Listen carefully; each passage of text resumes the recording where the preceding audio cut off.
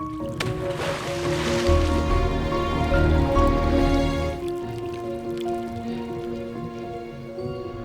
and welcome to Current Conversations, where we dive into inspiring stories and insights from those who are creating meaningful change in conservation and beyond. I'm Bailey Smith, and this is Clif Briley. We're both from Rivers Are Life. Today, we're talking with Isabel, a humanities student from LSU who recently traveled to rural Honduras with Global Water Brigades. What she saw and what she helped do might change how you think about the water that flows freely from your tap. So, Isabel, thanks so much for coming back to chat with us again. We're so excited to have you. Yeah, thank you for having me. Hi, Isabel. Great to see you again. So, for any of our listeners who might have missed your first episode, do you want to tell us a little bit about yourself and the Global Water Brigades and your experience with them before this most recent trip to Honduras? Absolutely. So I am currently a senior at LSU, graduating in a couple of weeks. I have been interested for several years in collective action and community service, which led me to get involved with the local chapter of Global Water Brigades. Global Water Brigades is a branch of a larger organization called Global Brigades, which uses a holistic community model to better the lives of underserved communities around the world. I've been on two brigades in my 3 years with the organization. And both of those previous brigades before Honduras, we traveled to rural Panama to plan and build water systems for communities that didn't have access to clean water. So, listeners, we've kind of set the stage for you for this episode. But if you haven't heard Isabel's first episode on Current Conversations, you'll have to circle back to that episode so you can hear all about her past trips and her learnings from those experiences with Global Water Brigades. But today, Isabel, let's focus on Honduras. I can't wait to hear all about your trip and get the full recap. I was so excited for you to have this opportunity again, and I can't wait to hear how it was. Yeah, it was such an amazing trip. Honduras is such a beautiful country. We worked with a community called Estacones that had a few hundred residents, and they lived way up in the mountains. So we had to drive for quite a bit up into the mountains, which was a little bit of a shock for all of us Louisiana natives. But the community we were visiting had difficulties with water distribution, not so much access, which was new for us because this community, Estacones, had wells to access groundwater, but it gets very hot in Honduras, which I can now personally testify to. And during the hottest months, the well water would dry up. And so that's why they were working with Global Brigades to try to find a solution to that water scarcity. We worked with them to create a system or a plan for short-term solutions because they have a plan for a water system. They're just fundraising right now. And so our goal was to try to get them some short-term solutions while they're waiting for that fundraising to take place. Wow.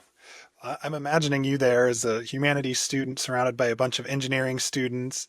And I think it's really important for everyone to try to do what they can to benefit our waterways, not just engineers and, on the structural side of things. So I love hearing about your experience, and your perspective. But I am curious, did you ever feel out of place being a humanities student with all these engineers? And what was the role you kind of took on within that group?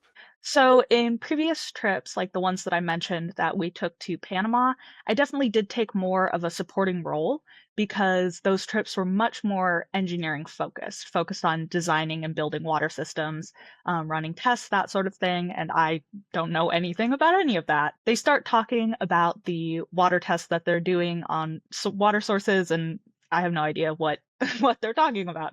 So my role was really more of a supporting role.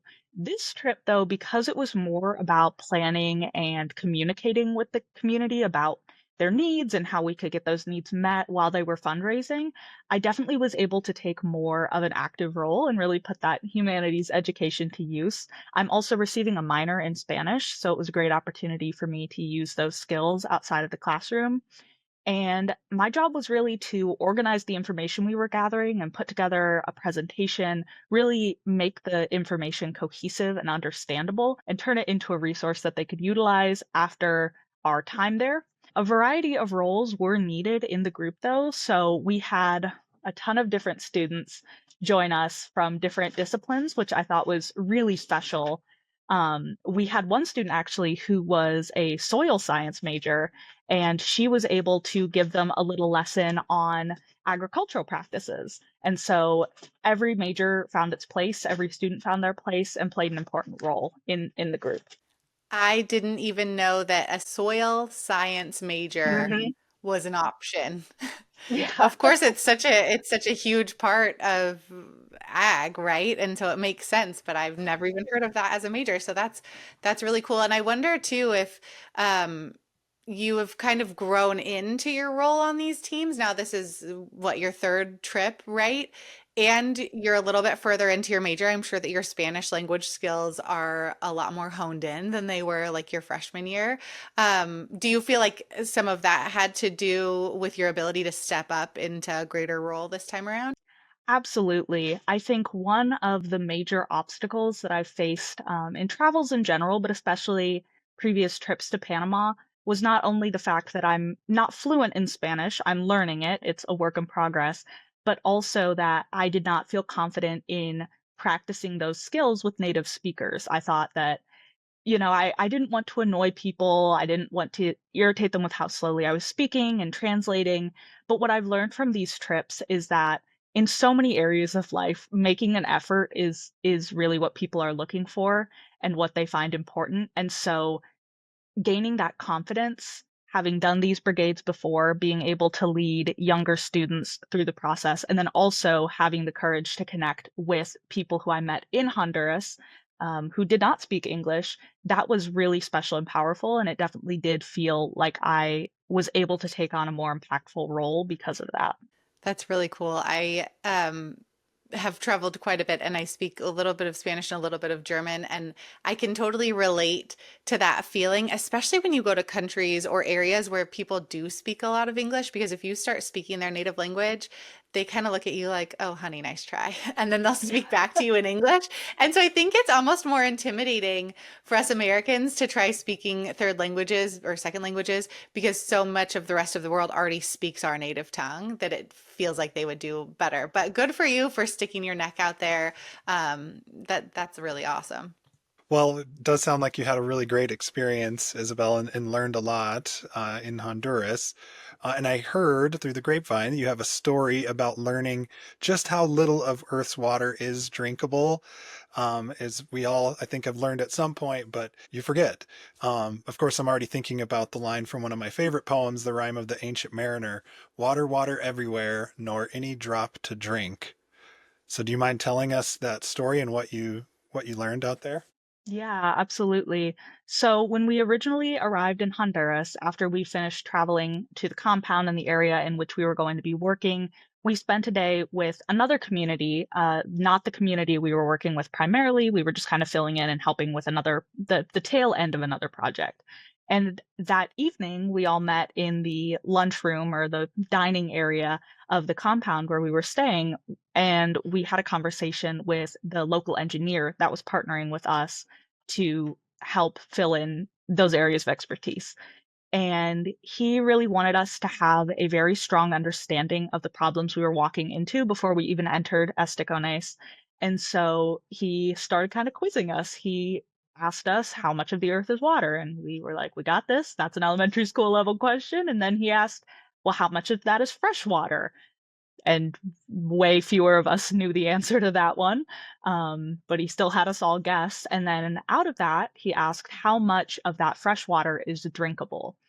And so at first, humanities student, I didn't really know what he meant. I was thinking maybe he was talking about potable water, because obviously there's a lot of sources of water like rivers and lakes that you might not want to drink, even if it is fresh water, because of various contaminants and bacteria.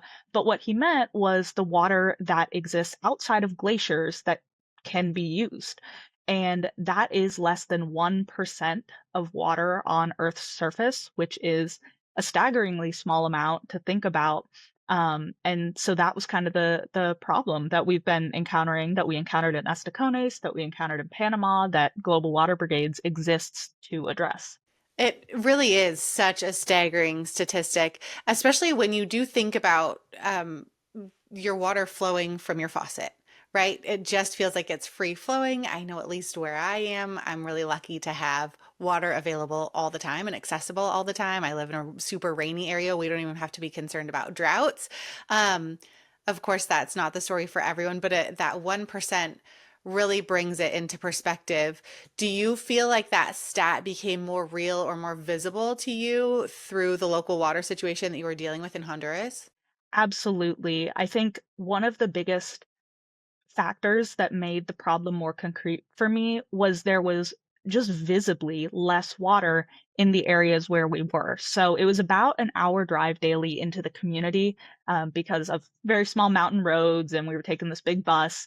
And on the way, we passed over two rivers, both of which were completely dry because we were there at the beginning, I believe either the beginning or the end of the dry season. We were there right by the dry season.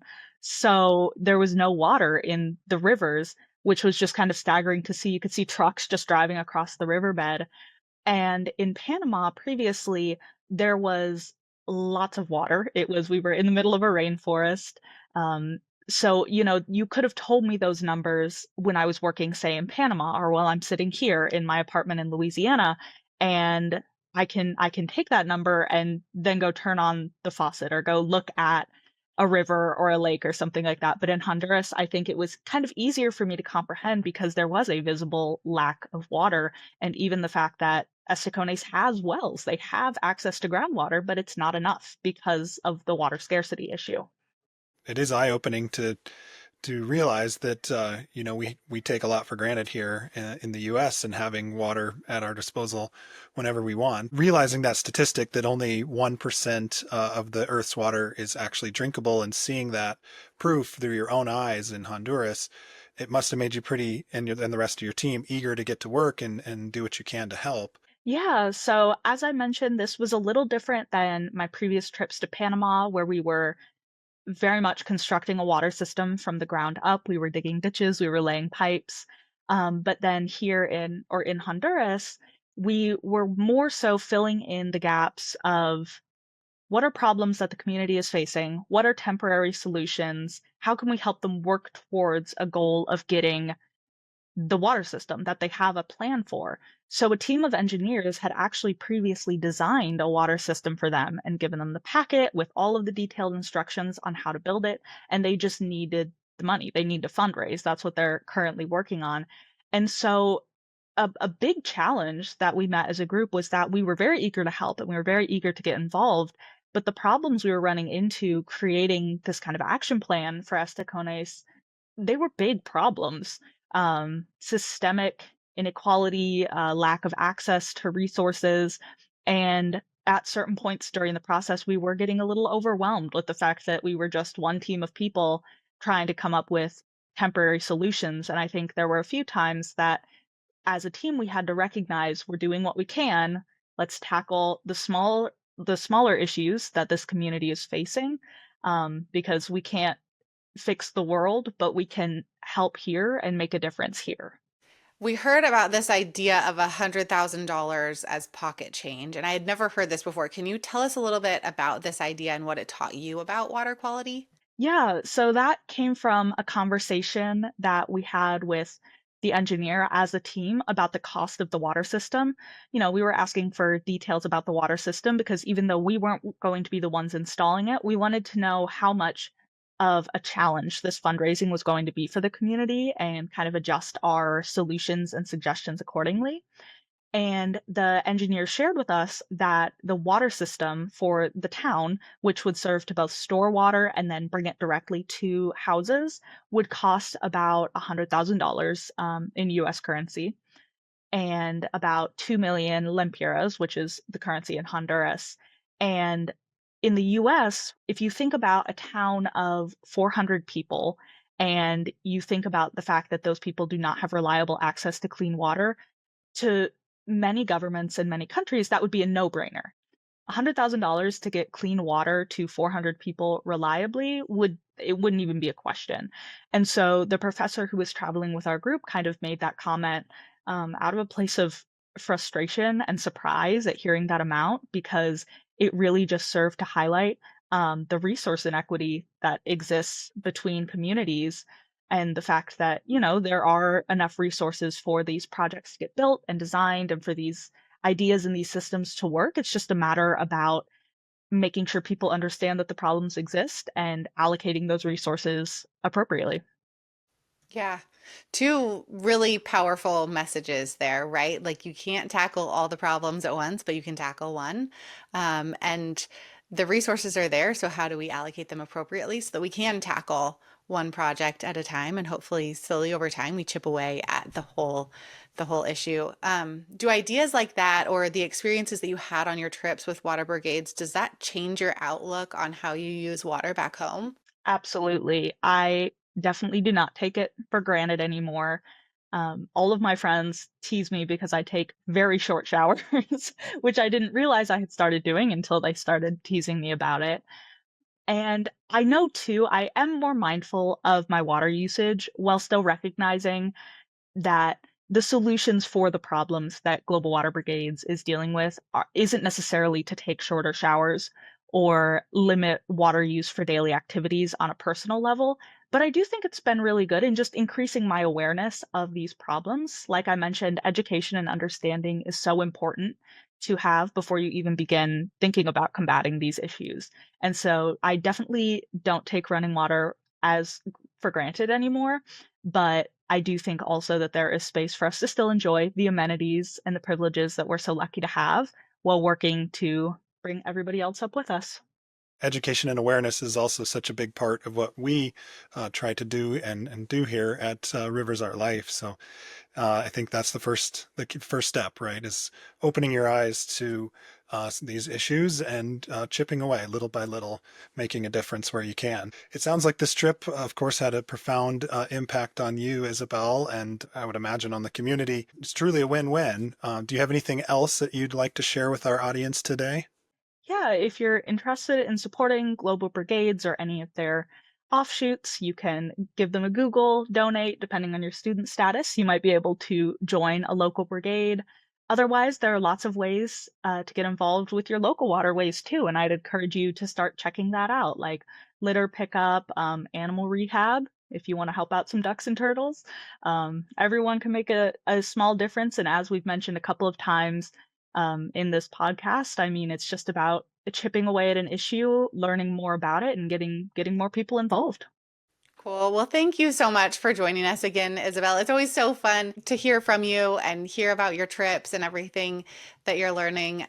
We're so excited to see where you take all of this information, knowing that you're getting ready to graduate and looking for jobs to move forward. We know you're going to do amazing things. So thanks so much for joining us today. What we heard today is that even in places where water is scarce, hope isn't. And sometimes the biggest difference is made when someone like Isabel shows up, listens, and works. So let's all take that lesson with us because clean water should never be a luxury.